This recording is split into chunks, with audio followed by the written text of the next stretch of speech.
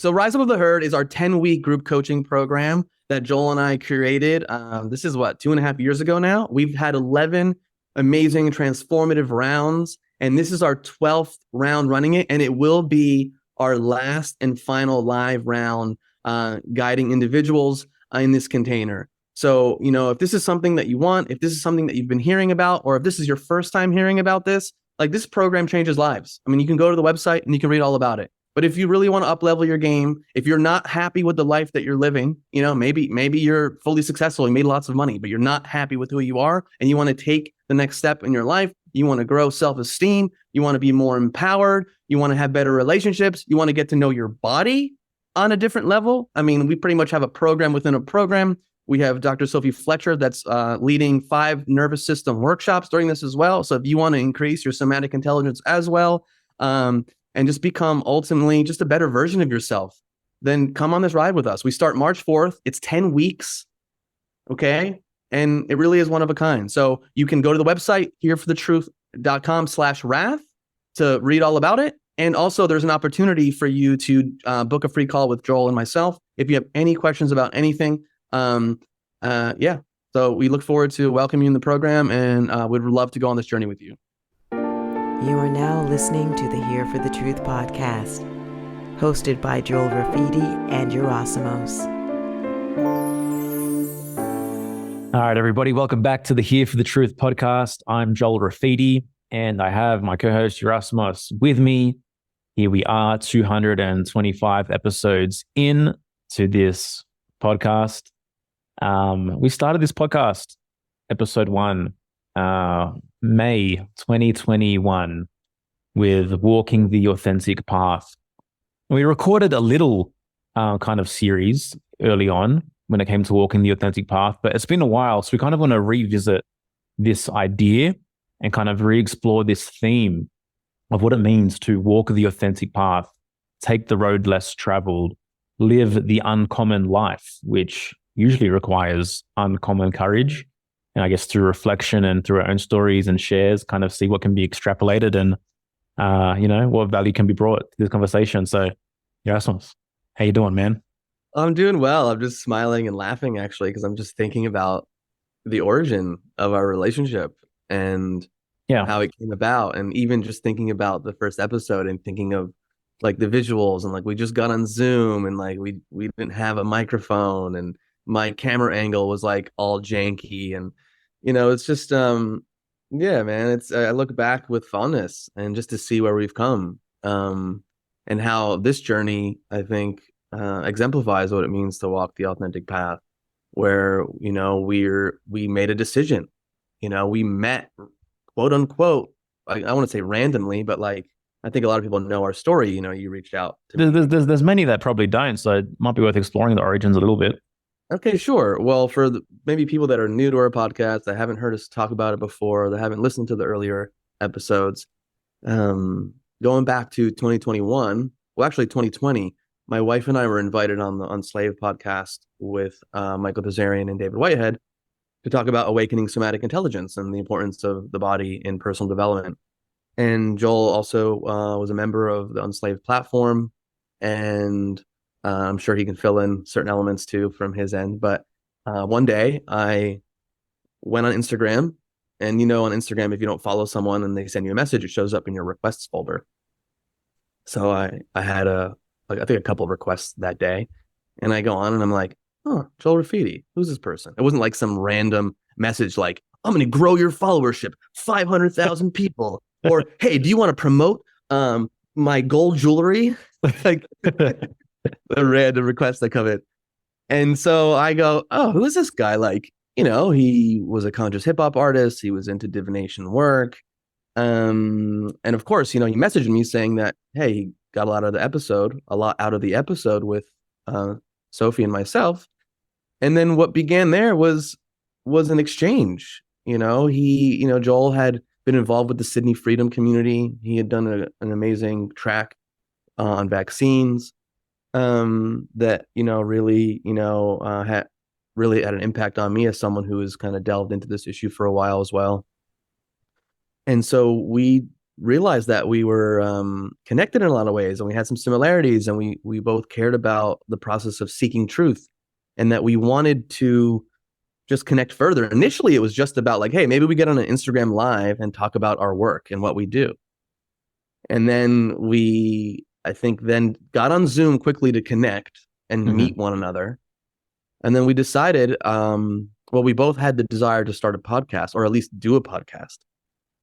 And we said, hey, let's just get on Zoom next week and press record and see what happens. And what happened was episode 1, Walking the Authentic Path, where we just talked about our journeys. We talked about, the things that we've gone through that led us to that moment in our lives. So I don't know if you want to add anything to that, and then we can chat some more. Yeah, it's kind of wild to think about, for sure. But yeah, so this all happened around a very interesting time of my life personally, when I was kind of rethinking consciously and in kind of forced ways as well, what my life would look like and what my kind of path would be. At the time, I had a falling out with my family business. I used to, like, my entire life before that point, I was kind of just working within a family business with my dad and my brother in the construction industry in Sydney. And so I walked away from that because it kind of just felt toxic. It felt suffocating. It felt crushing to my soul in certain ways. And so, like, something like that puts you in the point where you have to, like, really reconsider, like, what do I want to do? Like, and what that brings to mind, and I think this is going to be a common theme throughout this discussion, is what am I interested in? And I really think that the authentic path is really just an incredibly convicted pursuit of one's interests. And by pursuing one's interests, that's going to lead you on a journey and force you to learn and force you to evolve in ways which I think are more so aligned, obviously, with who you were born to be. And so at the time, I left the business and I decided that I'm interested in tarot. I decided that I'm interested in divination. And this also came through Michael and Unslaved. And so I joined Michael's mystery school. And I spent a period of time when I was just in a library in the south coast of Sydney, studying tarot, studying divination, and in the back of my mind thinking, okay, eventually maybe I can build a business or build an income from this. It's something that I'm really interested in. It's something that I felt passionate about, and therefore I thought I could be good at. And so I went along that path. And in the midst of that, I heard that episode with Yerasimos and Sophie, and I messaged Yerasimos at the time, and we connected, and Here for the Truth was born. And in the moment of even recording episode 1, like, there's no foresight to think that we'd be here now 225 episodes later with completely different lives. It's an immense amount of experiences under our belt individually and together in this process. And kind of here we are. But, like, just to kind of give some brief tidbits, it's like I was living in Australia. I now live in Mexico. I was working in the construction industry. Now I work in creative media, personal development, coaching. I felt kind of like every day was burdensome in the past. Now I feel kind of lit up and creatively inspired every single day, with the freedom to pursue my interests. And I really think that's what's most important, more than anything else.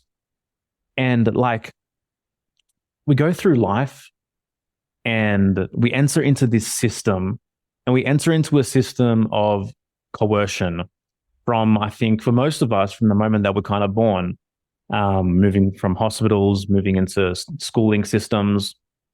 And what this system of coercion does is, when freedom is minimalized, we become confused about who we are.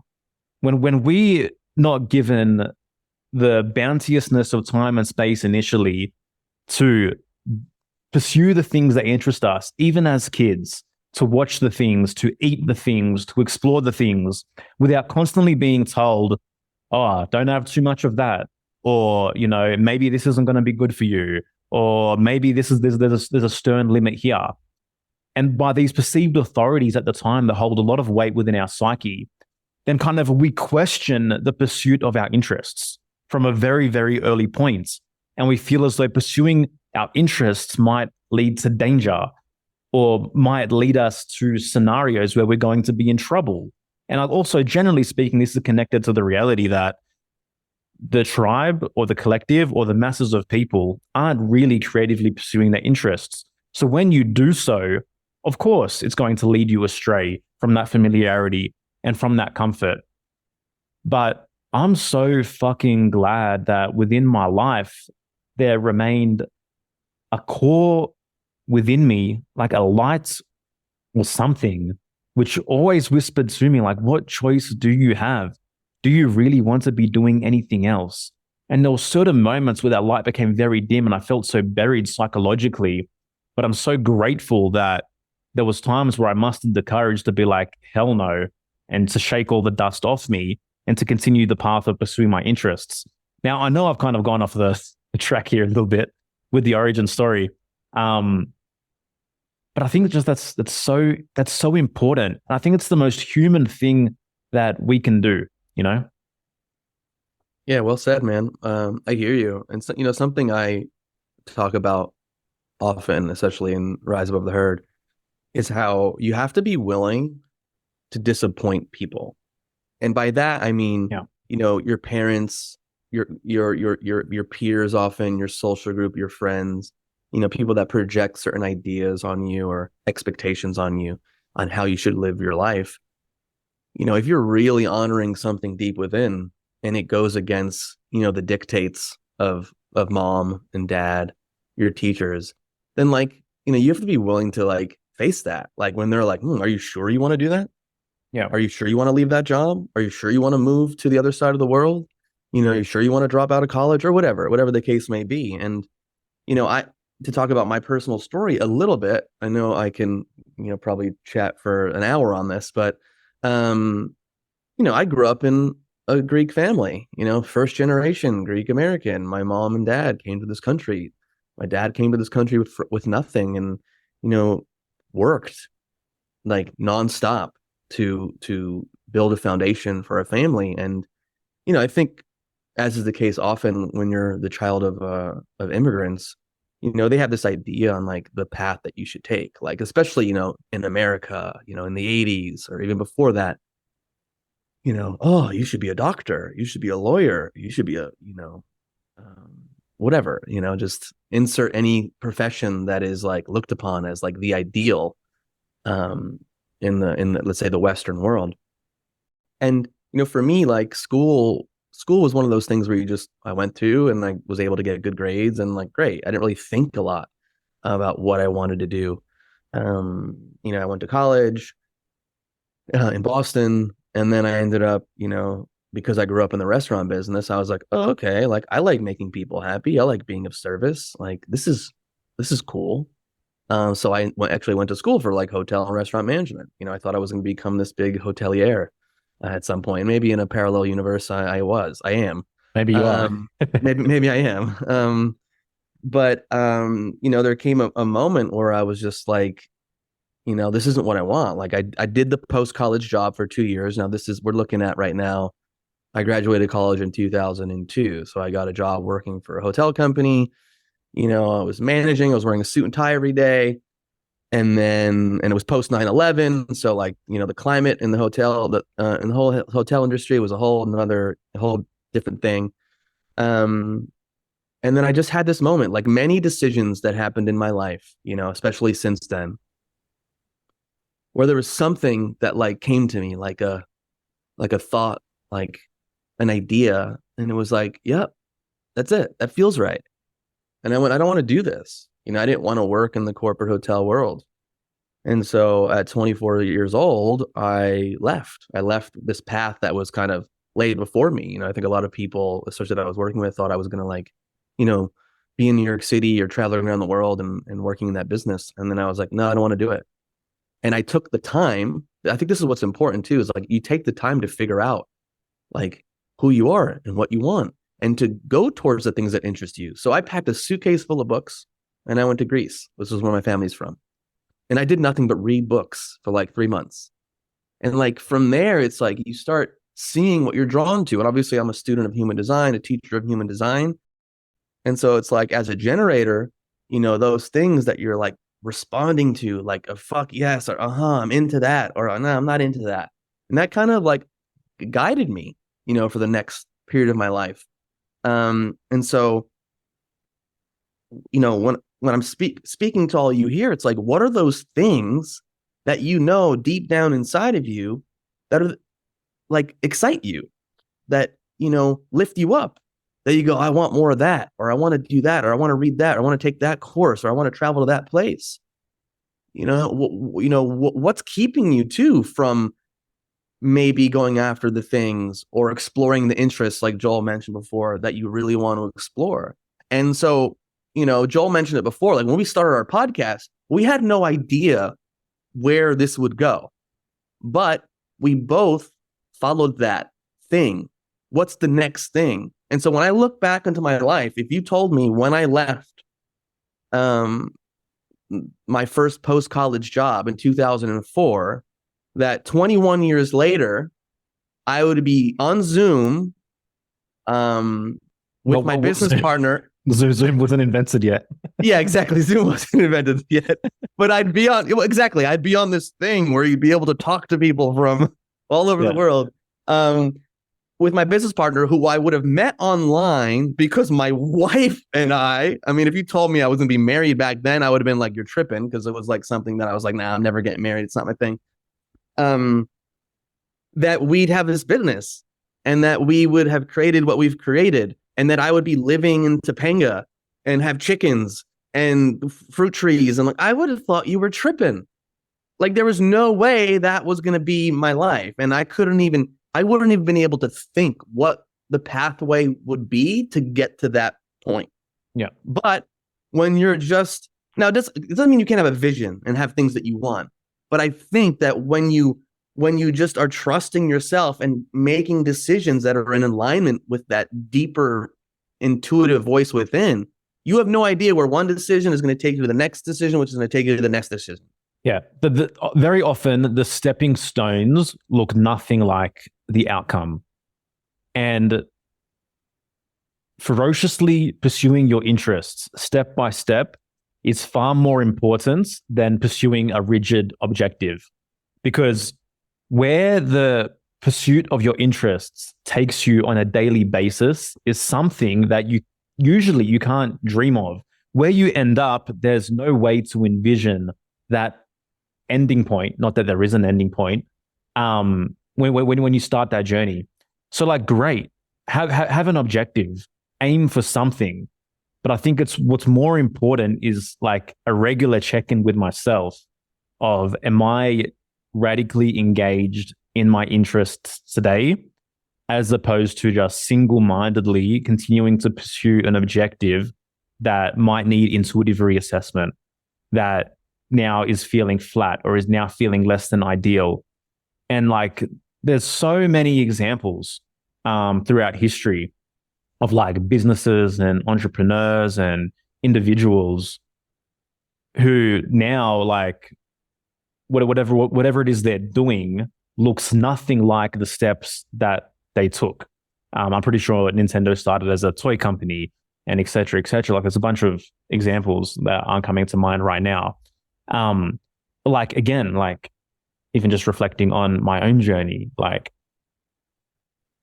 when I left the family business, the construction business, and I decided to pursue my interest in tarot, that currently looks nothing like this podcast and personal development kind of business. But my interest in tarot, which correlated to my interest in the knowledge of Michael Tsarian and the Unslaved podcast, led me to listening to a conversation with Yerasimos and Sophie, which led me to sending a message, which led to us jumping on Zoom, which led to us feeling like, oh, wow, this feels amazing. Let's find a way to monetize this so we can keep doing this, so we can keep experiencing this joy in recording podcasts and in talking to our mentors, which led us to the creation of Rise Above the Herd, our group coaching program, which then continued to feel amazing to inspire others. And so as the steps evolve, your interests evolve and your interests morph. And this is how the authentic path ultimately is formed. And to me, like, this life of pursuing one's interests, like, this is the natural life. Children, they learn the most when all their learning comes as a byproduct of them pursuing an interest, as opposed to a forced, rigid system upon them in terms of, I'm just going to tick a box, I've just got to write the essay, I've just got to finish the math sequence, whatever it might be. But when they have a vision in mind, then they learn everything as a result. And this is the same process, like even like with us and starting the business and building a podcast. Like by having an interest, our knowledge base is forced to expand to meet the vision of the path that we are walking. And this is how people learn. This is how people develop skills. This is how people become really good at anything. It's not because they force themselves to do the same thing over and over again. It's because what they were doing felt like play. It's the thing that they wanted to keep getting back to. It's the thing that they wanted to keep doing, like children. They just wanted to be immersed in that little creative bubble, tinkering and morphing and playing and figuring things out, right? Problem solving, ultimately. And like, what a gift problem solving is when it is connected to the pursuit of one's interests. And like, obviously we're advocates of human design. Human design is something that's supported me immensely. I think this is a universal principle, but even just looking at, the human design statistics with 2/3 of the world's population being generators, meaning that you are here to pursue your joy. You are here to pursue what lights you up. The axiom, follow your bliss, right, is meant for you. And yet 2/3 of the population are living antagonistically to their design. They're living frustrated lives. They're living rigid schedules. They're unable to schedule themselves in a way that lights them up. They don't have the freedom to pursue their interests. And so there's this core of frustration within the collective of all these generators that aren't fucking generated, right? And this path, like, it might be easier in the future as we raise children with more of a freedom maximalist mindset, because there's less of that necessitation to disappoint people in that regard. Like my kids, by them are going against me, by them being rebellious, by them being disobedient, by them saying, Dad, I want to do this instead of doing this, which you thought, that's not going to disappoint me, right? That's going to gather my support for them. So I think in a healthy progression, like that's different. But because of the conditioning that has been so ingrained in today's society, pursuing your interests to this degree requires a level of uncommon courage. Okay. It requires the credo of the entrepreneur, which at the core is the ability to take risk. It is the one who takes risk. And taking risk is going to lead you down this authentic path. It's going to lead you down the path less trodden. And it's uncertain. It's unfamiliar. Okay. And this is something that we've spoken about almost forever now. And it's like, what we need more than anything else is to build that capacity for uncertainty. Because in building that capacity for uncertainty and discomfort, we build our capacity for truth and authenticity as well.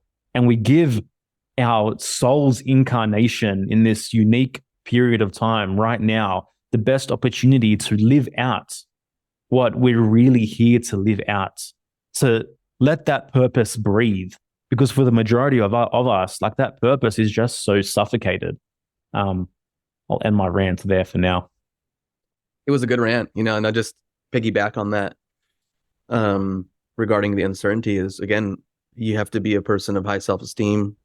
Your nervous system needs to be, as healthy as it can be. No, I don't think anyone's perfect in these regards, but can you navigate these challenges, these basic challenges in life? Can you navigate the uncertainty when you make a decision? Do you have the ability to say no? Do you have the ability to set boundaries? I mean, if you're involved in a relationship that you're not happy with, if you're working a career that doesn't fulfill you, like at some point you have to be able to say no. Like, no, this is not working for me. I deserve more and I want more. And then what do you do? Now, I think as you continue on in life, in the decades past, and you're kind of going against yourself and you're betraying yourself more and more and more, when that moment comes, it's going to feel like the end of the world. It's going to feel that much harder, as opposed to, let's say, someone like, a few years of maybe living more of an inauthentic journey, and then they go, fuck this shit. I want to make a change. But you go 10 years, 20 years, doesn't mean that you can't do it. It just means that like you've accrued a certain amount of maybe debt of like living more of a quote unquote lie, that then when you do make this choice, like you're going to have to like face certain things that have been buried in your unconscious that are going to bubble up to the surface. But ultimately on the other side is a level of satisfaction, is a level of appreciation of self that like is in some ways, I would say, unfathomable. Like it's an amazing feeling to be able to make these. Yeah, it's priceless to make these changes. So like, again, always I'll say there's no better time than now. Okay. Wherever you are in your life right now, whether you're 25 years old, 30, 40, 50, look in the fucking mirror and go, who am I? What do I really want? What am I really excited by? What are the things that aren't working for me? And what do I need to do about that? And it may require you to make a decision that will lead to pain, that would lead to immense amounts of pain. But I just don't think you can make drastic shifts in your life without facing the pain of maybe ignoring certain deeper aspects of yourself that are finally coming up to the surface, because your body is giving you signals all the time. And the question is, are you listening or are you not listening? Yeah. And so it does, like you said, Joel, it does take a certain amount of courage to go against the grain, because most people in your life have expectations of how they want you to live. Yeah. Eventually, the debt of living inauthentically has to be paid one way or another. And I believe if like you don't consciously face that pain and steer the ship towards congruence, coherence, and authenticity while you're alive, it's just my personal anecdote that I think the pain of death will be that much greater as a result, in those moments, in that replay that people talk about, the paying of regrets, the paying of not living my life. And when I look around, it's like, are most people really living their lives, or are they living out lives conditioned onto them by society, by family, by peers, by culture? Like Carl Jung said, the safe road might seem nice, but really it's like hell. It's a paraphrase. And it's like hell because it's the death of the soul. It's the death of the spirit. We continue to accrue this inauthentic lifestyle until that voice and that whisper of authenticity, that deeper essence within us, is like barely flickering anymore. And it's like, what could be worse? What could be worse? And when I think about from a macro level, like this human experience, what always comes up for me is like, what choice do we have? If we genuinely want to live great, satisfied, authentic lives, if we genuinely want to honor the reason that we're even here, not that anyone knows for certainty why that is, and it's like, what choice do we have but to meet each moment with as much consciousness and as much authenticity as possible? And I feel very invigorated by sharing that purpose and by inspiring others in that way, because I know what it felt like. There was a point in my life not too long ago, 5-6 years ago, where like I had these revelations, and there was a part within me that said, that's it, like just wear the burden, just succumb to this life. There's too much.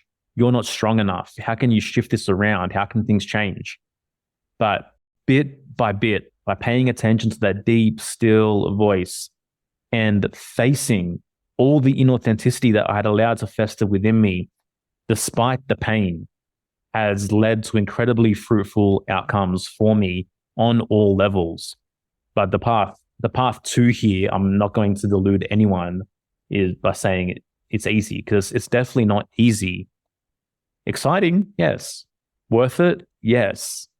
Easy, no. Yeah.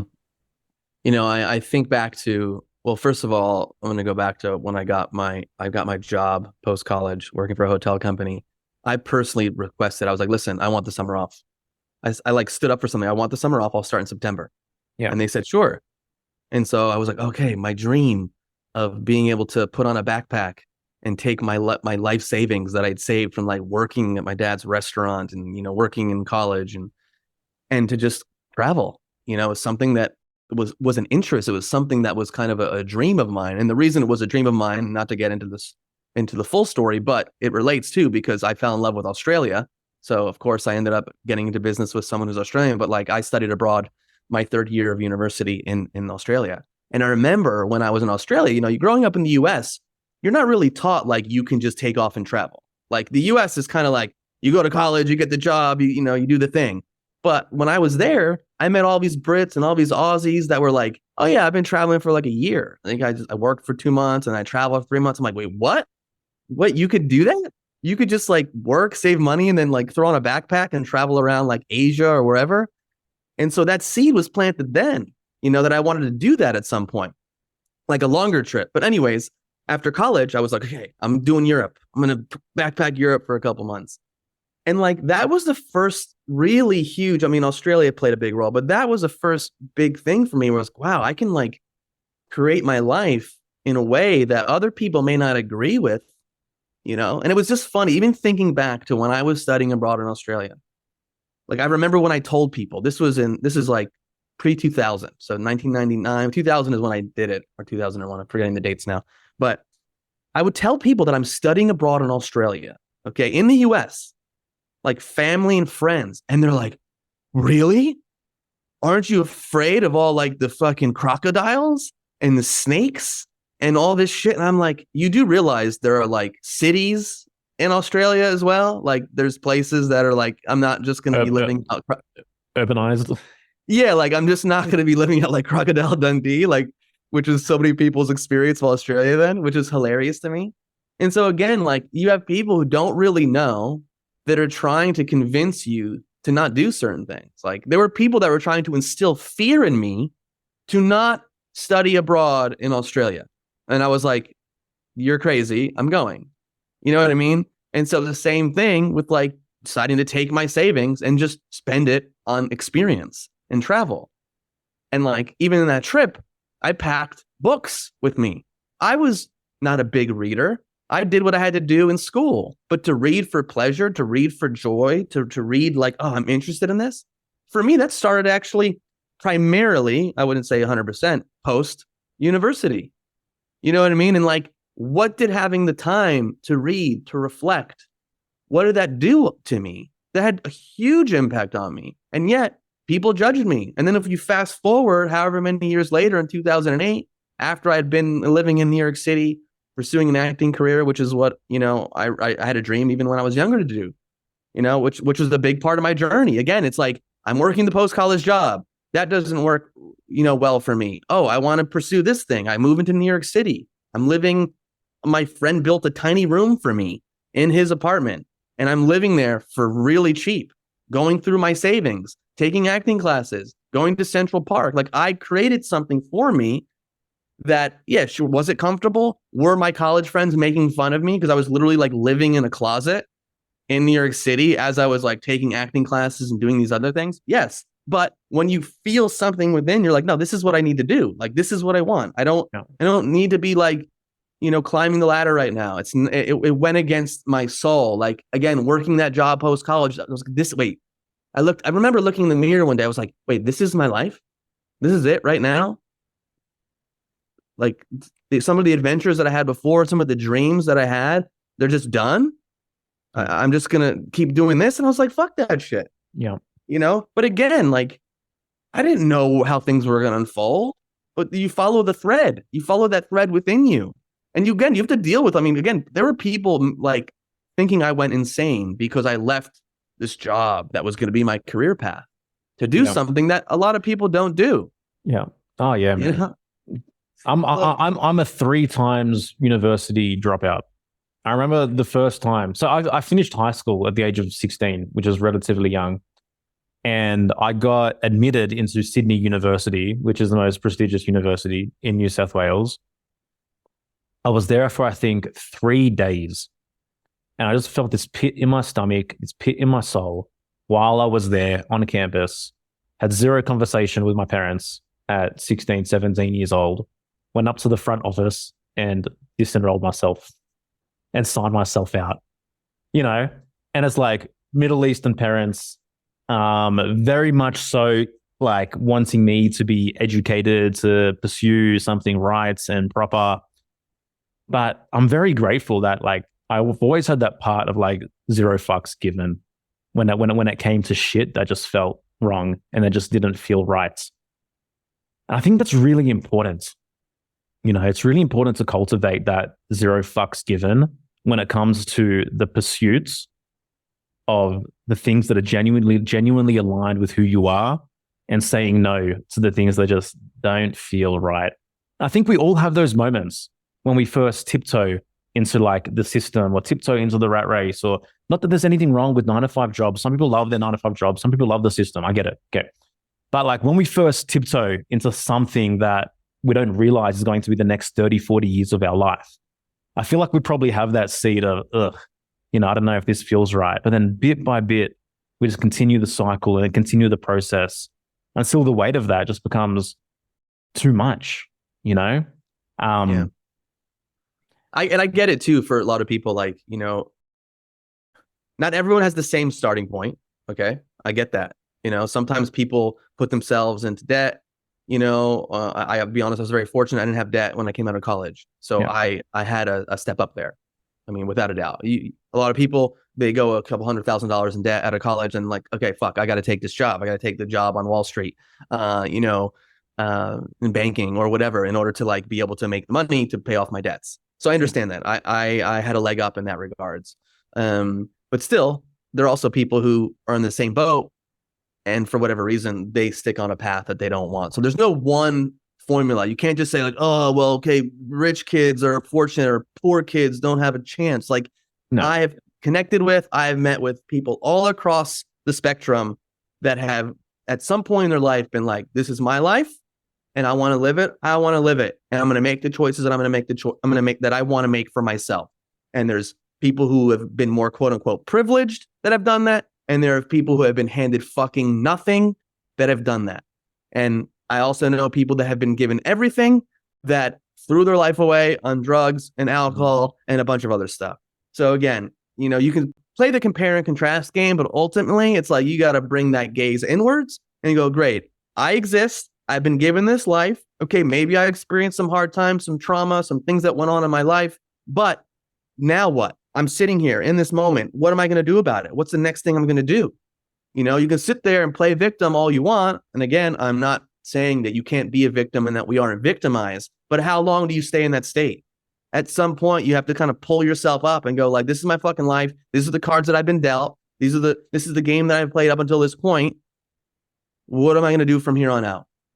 Yeah. And so to what degree do you take self-ownership and go, oh man, I got fucking problems. Oh man, I repeat these same patterns in my relationships. Maybe I may be part of the problem instead of sitting there pointing the finger all the time at all my ex-partners. What do I need to do? Let me point the finger back at myself and go, I can control what I can control to the degree that I can. Instead of trying to sit there on your throne and pointing the finger at everyone else and being like, you're wrong. You're the reason I have all these issues and problems, and go like, fuck it, take responsibility. Something we talk about and we stress and is a major element of building self-esteem is taking self personal responsibility in your life. And it's not easy. It is not easy. And you have to make the time too. And so many people too, they don't make the time. They're distracted all the time. And they're working their job. They're trying to pay bills. They're trying to survive. Like I understand that. But again, you have made choices beyond just like where you come from. You have made choice after choice after choice after choice after choice that has led you to the moment that you are right now listening to these words, coming out of my mouth. Okay, so now what? Okay, you can fucking, again, like rationalize and justify, but you've lived the life. You've made the choices. You've made a left turn. You've made a right turn. You got into that relationship. You stayed in that job. You left that job. You told your mom to go fuck yourself. You said this. You said that. Like, whatever. And you're here now. Okay, let's go. You're going to be fucking dead one day. Yeah. What are you doing about it? Yeah. Nice, man. But yeah, I mean, I hear you. It's never too late to start correcting that compass. It's never too late to start deciding to make each decision with radical truth imbued in it, starting now. And like this really requires us to see clearly, to see ourselves clearly, and to see reality clearly, and to not rationalize the kind of reality that we're experiencing. But like, if you find yourself playing small, if you find yourself continually settling for things that don't feel right, for things that feel less than what you're capable of, then like the starting point is why. What is it within me that makes me agreeable to shit that doesn't feel good, or to shit that feels like it's less than my potential and less than what I'm capable of? Because I personally don't think that that is the ideal human experience. And I think for the radically honest person, like that why is going to plant a seed which will ultimately lead to shifts and changes in one's life. And that why will bring up messages from within you.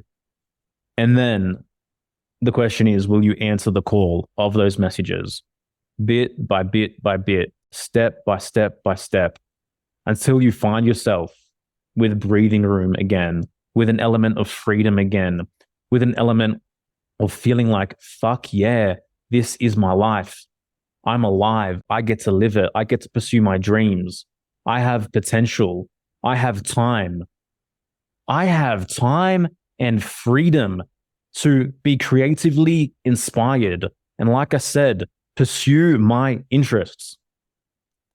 And to me, there's nothing that feels better than that. There's nothing that feels better than getting to be the captain of my own life, the captain of my soul, and to be the adult that decides and dictates how I spend my time, how productive I am.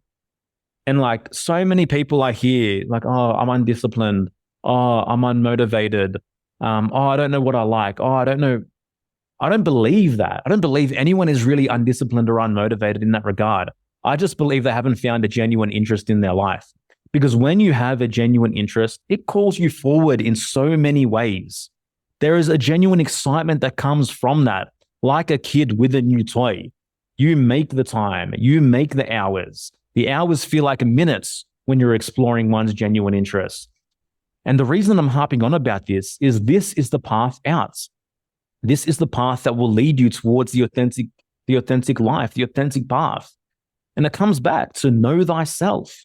What do I like? And we have to believe that the things that we like and the things that we're interested in are not random, and they're not futile. They're not just like child things. Because I've seen people create the most incredible lives, build the most amazing businesses from things which from the outset would have seemed like stuff that never would have given birth, right, to such formidable businesses and incomes and lives, etc. And there's a seed within the things that you're genuinely interested in. And more than anything else, I just implore people to make time for that. Because even just in the process of that, so much creativity is inspired and animated within your system, which is going to feed other things in your life. The way you show up to your relationships will be different. The way you show up to your existing job will be different. The way that you think about your career will be different. And you need to, I don't want to say need to. It's natural to be thinking greater than you currently are. it's natural to be thinking about what's possible for one's life. And so if you're not on a semi-regular basis thinking about a grander vision of what's possible and what's being built, then yeah, I would probably make the claim that you are struggling with low self-esteem. Because I think the ability to dream and the ability to feel as though our dreams are within reach and that we are personally competent and capable of walking a path that leads towards that vision is a symptom of healthy self-esteem.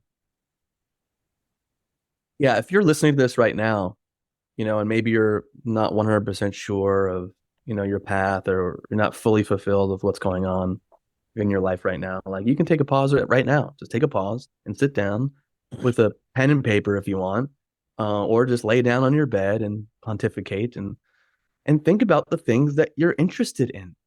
They don't need to be like super rational very often. Okay. Like, a lot of the times, like, there might be something you love doing 10, 15, 20 years ago as a hobby, that like you can make a life out of to some degree. Again, I'm not saying it's going to be easy, but yeah, look at the world today. Go on freaking YouTube. Okay.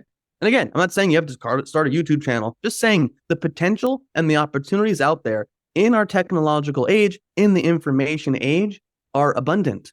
Yeah. There are people out there, there are kids out there, and I said this on a call recently with someone who joined Rise Above the Herd, that are making millions of dollars reviewing toys on YouTube. Okay? There are people talking about video games, things that they love on YouTube, on other platforms that I don't even know they exist, okay, that are making a living. So again, like, deep down inside, what are you excited about? What are some things maybe you did when you were younger that you don't do anymore, that you miss, that you want to do now? Bring that into your life. That doesn't mean that has to be your career, but it may just add more joy, more excitement, more pleasure in your life. And then when you're feeling that, what impact does that then have on you, on your consciousness? If you bring 20% more like excitement and playfulness into your life, that may change your thinking. That may shift how you look at your current situation. That may shift what you really want to do 5 years from now, or not even 5 years from now, 6 months from now. So again, it's not about like, oh, this thing that I'm choosing, or this activity that I'm involving myself in has to be the thing I do for the rest of my life. But yourself, hopefully, and it's like, follow that thing bubbling up. Oh, I want to start painting again. I want to start drawing. Oh, I danced when I was, from age 14 to age 24, and I haven't danced in 15 years. Oh, what would it be like to take a dance class? Yeah. What would it be like to learn a new craft? Make the time. In this modern world, I don't know many people that maybe are the most amazing time managers, perfect time managers. We live in technology. We have our phones. We have the internet. We distract ourselves. Okay. And a lot of times we distract ourselves with things that don't ultimately serve us. I'm guilty of it. But again, if you can carve out 1 hour from that time that maybe you're potentially wasting to do something that's going to lift your spirit, ask yourself why you're not doing that. Yeah. And embrace challenge, embrace adversity. This is the call to adventure. This is the call to heroism. All the obstacles between where you are now and where you want to be, don't let that be something burdensome on your psyche, but let it be literally like a child going on an adventure, or playing a video game when you're a kid. Being able to see yourself at a starting point and problem solve your way to the other side, to me, that's exciting. That's invigorating. It doesn't have to be, oh, woe is me, because of all the things that led me here. And because I didn't have the perfect conditions for me to be able to pursue my interest and pursue my authentic path. Let the challenge excite you, because that really is, I think, on the other side of it, anyone will tell you this looking back, the greatest joy was the journey, and it is the journey. I'm really grateful. This is a kind of trivial side note, I don't know how many Dragon Ball Z fans are listening right now. Most of our audience is like middle-aged women, but Dragon Ball Z was the original anime, Goku, Gohan.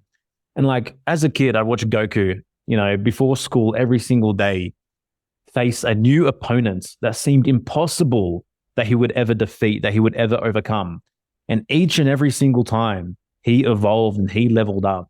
And somehow, no matter what, he saved the world every single time. And like, it plants a seed of like, we're meant for adversity. We're meant for challenge. We're meant to see the mountain. We're meant to see impossibilities and figure out ways to conquer them, to move them out of our way.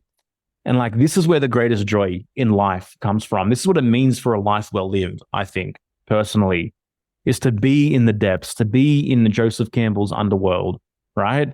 And to go on the journey, to slay dragons, to overcome obstacles, to meet allies, and to come out the other side, to have gifts, and then to return the gifts and to return your learnings to the people and to enhance the collective knowledge that we all have. Yeah. I think what's also... Do you ever watch Dragon Ball Z, bro? That was No, post, that's post you. I think it's post me. I never heard of that before. But again, you bring up a good point too in terms of like the things that you watch, or let's say if you're a parent, the things that your children watch too. I'm not saying you have to be like so hardcore. I mean, I watch a lot of crazy things in my life and different types of movies, but like, do they inspire? What are the stories being told? If you read books too, what stories are being told in those books? Our media impacts our consciousness. I don't care how conscious you think you are, like there's elements of programming that can play on your subconscious, even when you're aware of the subconscious programming that goes on with movies and television, etc. But when you are choosing to watch something where there's a great story and there are heroic characters, see if you can move beyond just living vicariously through these characters, which happens very often. And it's something I've spoken about before where, we have these great epics that we go watch and we get that like hit, that emotional hit, witnessing someone or maybe going like living vicariously through them. And then we go back to our lives, but we don't take the lessons and we don't apply them to our lives. So, as you're watching some of these stories that are inspiring, like see if you can apply some of the lessons to your own life. But part of it too is like, what in your life are you using to self-medicate and self-soothe from reality, from your reality of what is going on within you? And I think for a lot of people, that's the first step of like, oh, I'm self-medicating with food. Oh, well, what would it be like if you didn't? Oh, I'm self-medicating with weed on a regular basis. Well, what would life be like if you didn't? I'm self-medicating with alcohol and porn. Well, what would life be like if you didn't? And for a lot of people, when we remove these self-soothing mechanisms from our lives, that's when I think the real work starts, where things that have been kept suppressed within you start bubbling up to the surface, and you got to face it. You got to face emotions that you didn't have access to. You have to face parts of you that, you were, pushing down. Yeah. And I mean, I love that process. I don't know if I'm just built a certain way, but I've always appreciated this personal development process and like have excitement and curiosity of like, oh, what don't I know? Oh, how can I keep growing? How can I elevate my relationships? How can I elevate my relationship to self primarily? And it's been hard and it's been confusing and it's been challenging. And there's times where I want to quit. And there's times where I get complacent. I'm not immune to complacency, especially times you create a good life for yourself. And it's like, oh, well, I have a lot of great things in my life. Oh, that's cool. And there's nothing wrong with that. It doesn't mean you have to constantly be in struggle and constantly be uncomfortable. Yeah. We're talking about duality here. There's a balance. Like dance between discomfort and, oh, okay, now it's comfortable. I could indulge in this. I can enjoy this, what I've built and what I've created, and feel safety in my body and safety in my surroundings. Great. But again, it's the dance. It's like, it's the what do you talk about often, Joel? The infinity symbol. You're kind of going out in the world and coming back, going out in the world and coming back. And you face challenges, you overcome them. Maybe there's a plateau, then you face new challenges, and then you come back and go, oh, okay, cool. I'm cool right now. I like where I'm at. Oh no, now what's the next step? And it's been the story of my life, and I feel like there's just so much more coming. There's so much more calls to action for me to grow. I mean, I started jujitsu, like Sophie and I started about a year ago. And, I'm training under, it's like the Gracie University system. So in the beginning, you start just learning moves. You're not really actually like rolling and like, going at more full speed. And so it's great, obviously, to learn the techniques and everything. And then you have to test, and then you get on to the next level. So I haven't done that yet, but last night, I stayed for like the master's class, and I was able to kind of like roll a little bit. And man, it's like, fuck, you learn all these moves, but then you're in it and you're like, you freeze. You're like, you forget how to do it when you're actually like going maybe a little bit more full speed. And there's people that are helping you. And so to me, it's like, it's so humbling. And yet, it was so exciting. I got up with the biggest smile on my face. One, because it brought me back to my wrestling days 25 years ago. I haven't done that level of like activity. Two, it's humbling because my physical body isn't what it was back then. And of course, the knowledge I have isn't then. But I'm like, man, I want to learn more. I want to get better. I want to have more skills here. But like right now, I quote unquote suck, And so, it was kind of, it's kind of cool to like be faced with that and to go, man, these people are so much better than me. I want to get better. I want to improve. And so there's so many different areas in our lives where we can apply this to. Yeah. I love that, man. I love that. And that's, we constantly need something that's calling us to get better, that's calling us to improve, and that can be jujitsu, that can be an idea, that can be a business, that can be a relationship, but we're never there. We're never done. We're never complete. The knowledge reaches out to infinity and forever, right? And I think that's what's really important is having something that's constantly calling us forward, calling us into the next version of ourselves, calling us into the man or the woman that we aspire to be. And that journey does not end by any means whatsoever. Yeah. Yeah. How can you fall in love with your life? How can you fall in love with not just the good stuff, not just the feel good stuff? How can you create enough space? And I think this is also where the nervous system piece comes in, which we talk about often. How can you create more capacity to experience more, to feel more, to be with more, as opposed to like the minute something occurs or emotion comes up, there's like an automatic process that's like happening based on obviously earlier patterns or earlier experiences. That's like, nope, you're not going to experience this. You can't experience this. We must shift. We must do something different. So again, it's a very holistic process. Everything we talk about here, in terms of development, there's mental work to do. There's physical, somatic work to do. There's educational work, learning things too, to move from ignorance to a place of a bit more knowing. All this stuff works together to serve you as you unfold in your life and as you move through different stages of evolution. Yeah. And it's calling you to make difficult decisions. It's calling you to like have threshold moments in your life where you make uncommon choices, because it's these uncommon choices that break the patterns, that break the stagnancy, that break the habitual stuff that you find yourself in and call you onto a different path. They're pivotal moments. It's a pivot. They're pivotal moments, so it's really, really important that we find the courage to answer the call, because in my view, there is nothing more expensive than a life half lived. There's nothing that costs more than a wasted potential. And I'm very blessed for the mentors in my life, for the moments in my life where I said yes to the unknown.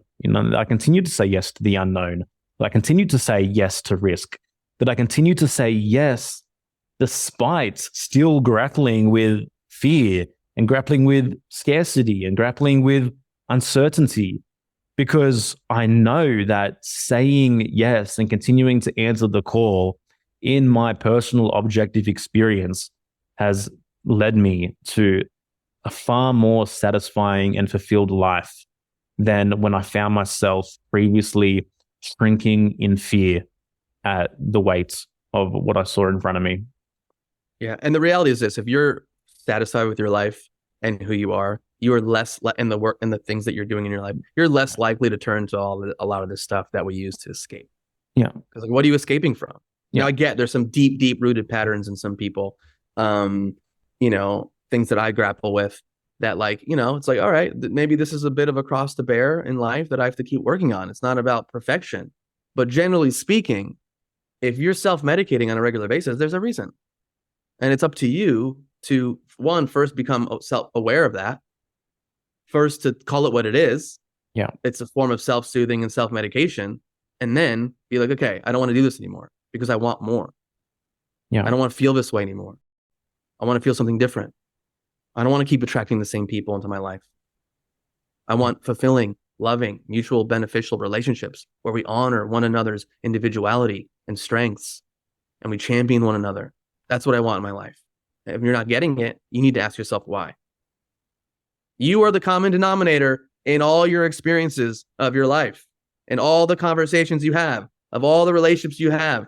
You are the common denominator. Yeah. So what do you need to do to shift? Yeah. And no one is coming to save you, right? There is no white knight in shining armor. It's you. It's you that has to steer the ship.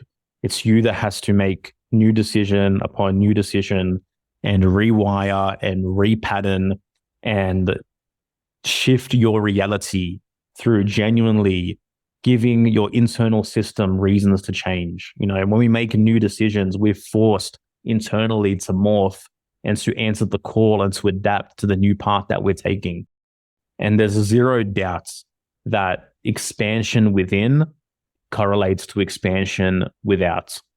The more that we can grapple with, the more integrated we find ourselves, the more of the more of the abyss we're able to peer into, the more that we're able to deal with our hangups around money, around relationships, around all sorts of things, like the external morphs and adapts as a result to the version of you that you're becoming, to the new decisions that you're making.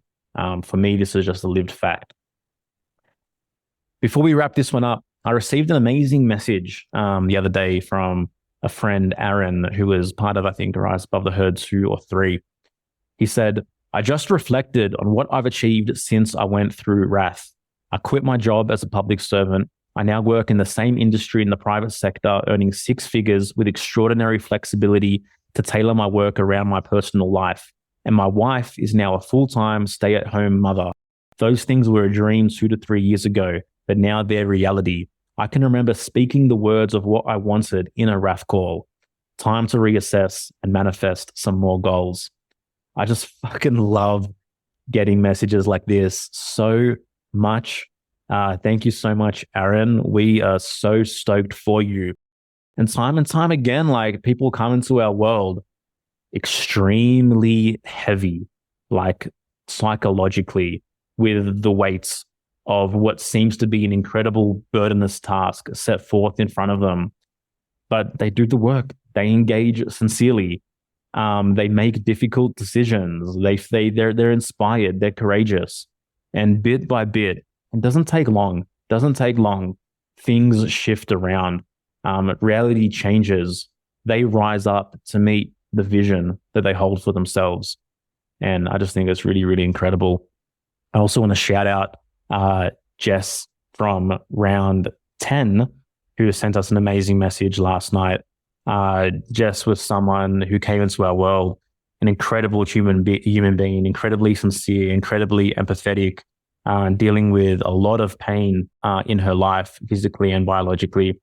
And she had the vision that she wanted to move to Isla Mujeres in Mexico. And she sent us some amazing photos, the color, the vibrancy of her in her new environment, feeling at peace, feeling amazing, and, feeling really grateful for her experience inside Wrath as well. And yeah, Jess, we're absolutely stoked for you as well. We're so grateful that you came into our world and glad that, you're moving onto broader and brighter horizons. All that being said, guys, Thank you so much for listening. Awesome to revisit this with Yerasimos. I will repeat that this is the final time that we are running Rise Above the Herd live. This is the 12th round. Very apropos, the 12th round being the final round, for sure, zodiacally, and all else. But yeah, if you feel inspired to join us for 10 weeks of radical transformation on becoming who you were born to be, this is a comprehensive program which is designed to guide you to break out of stagnancy and to break out of a life that feels less than and into a life that you know you're capable of. And there's been amazing results time after time. 10 spots only, and you can learn everything you need to know at hereforthetruth.com/wrath. If you're not ready to make an immediate decision to join the program, there is an option on the website to schedule a free call with myself and Yerasimos. All right, guys. Thank you so much. Take care. Thanks for tuning in, guys. Before you go, if you've been resonating with these conversations about authenticity, purpose, and breaking free from what holds you back, we've created something for you, the Real AF test. It'll take about 3 to 5 minutes to complete. No fluff, just the truth about where you really stand. Are you real AF or not? You can take the test at hereforthetruth.com. There's also a link in the brief below. And once you complete it, you'll receive our guide, the 10 commandments of being real AF, along with insights to help you break free from what's holding you back. Until next time, thanks for being here for the truth.